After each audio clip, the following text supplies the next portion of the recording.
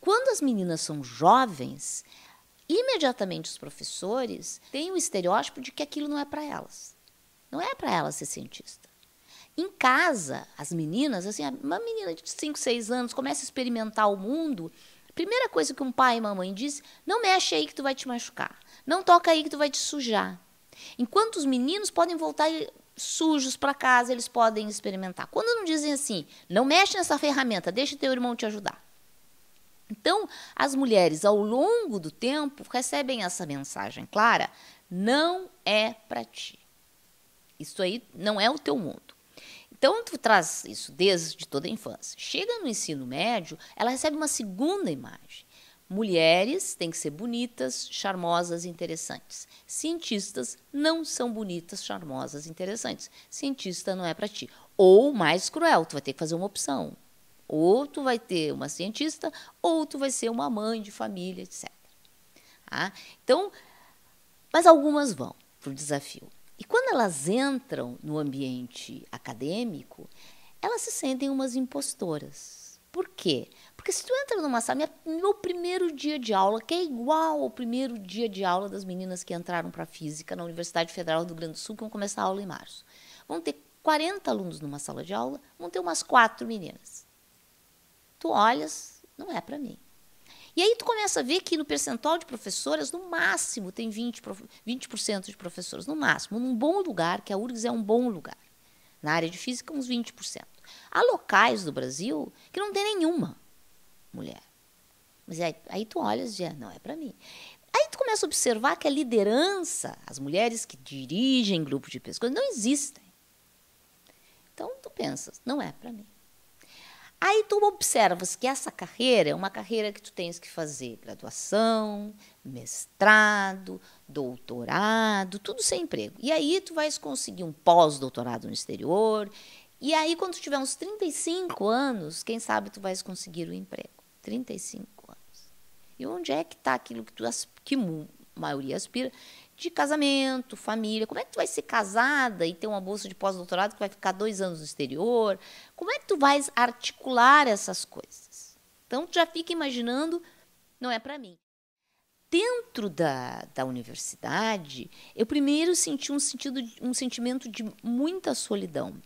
Solidão porque tu percebes rapidamente que a iniciação científica, que as oportunidades, elas são mais dadas para os meninos porque eles enxergam que aqueles meninos são umas cópias deles mesmos. Tá?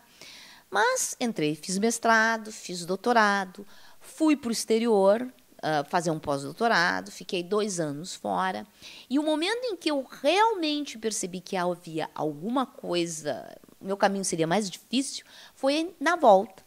Quando eu fiz um concurso e fui contratada como professora, que eu notei que todas as oportunidades eram viabilizadas muito mais facilmente para os homens na mesma faixa etária. Que meus primeiros alunos não seriam os melhores para orientação de mestrado e doutorado, não seriam os alunos mais que despontassem mais, mas que eu tinha que tomar aqueles alunos e transformar eles nos que despontassem mais. Tá? E foi o que aconteceu. Então, vamos dizer, eu transformei aquele limão numa limonada. Ao mesmo tempo, eu comecei uma carreira internacional, então eu ia a conferências. E aí a situação foi ainda pior. As primeiras conferências eu ia apresentar pôster, os homens sequer paravam para olhar. Era uma época de uma debandada do leste europeu, e sinto muito dizer, o leste europeu, apesar de comunista, os homens eram muito machistas. Eles não conseguiam identificar que uma mulher pudesse ser cientista. Teve uma vez que eu estava com uma colaboração com um irlandês, e ele tinha trazido um russo experimental para trabalhar no laboratório dele. E para eu poder dizer, porque eu era teórica que estava pensando no projeto, para ele poder entender o que eu estava querendo que ele fizesse, o outro tinha que repetir o que eu estava dizendo, porque ele não aceitava as ideias de uma mulher. Então, em muitos episódios, eu notava que era como se eu tivesse um campo de força repulsivo e que eu tinha que vencer, eu tinha que conquistar as pessoas. E que os homens usariam de várias estratégias intimidadoras. Ah, então tu tens que estar todo o tempo provando que tu és boa, tu tens que ser muito firme e, ao mesmo tempo, as demais mulheres no meio te alertam para tu tentar ser o mais neutra possível, porque, quem sabe, eles não percebem que tu é mulher. Então, muitas vezes, colegas dizem, Márcia, não usa saia curta, usa uma roupa bem masculina, que aí, quem sabe, tu tens um pouquinho mais de chance. Foi aí que eu decidi que eu ia passar a usar sempre saia curta, que eu ia vencer nesse mundo sendo uma mulher. Que eu não ia ter que fazer essa opção entre a feminilidade e a minha carreira de física. Teve uma vez que, num debate científico, um colega, que não era brasileiro, disse que perdeu o debate para mim porque eu estava usando um perfume que atrapalhou o raciocínio dele.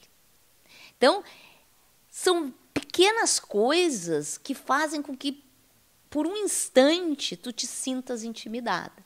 Uma vez, numa reunião, entrei em uma reunião que era de um comitê, e quando eu entrei na sala, eram pessoas que eu não conhecia, era a primeira reunião, alguém se virou e me pediu um cafezinho. Ou seja, como não há mulheres no meio, aquela mulher que entrou tem que ser uma secretária. Várias vezes, numa reunião, podia fazer a ata. Entende? A atividade de escrever vai ser uma atividade feminina. Eu era casada uma certa época e sempre fui muito ativa.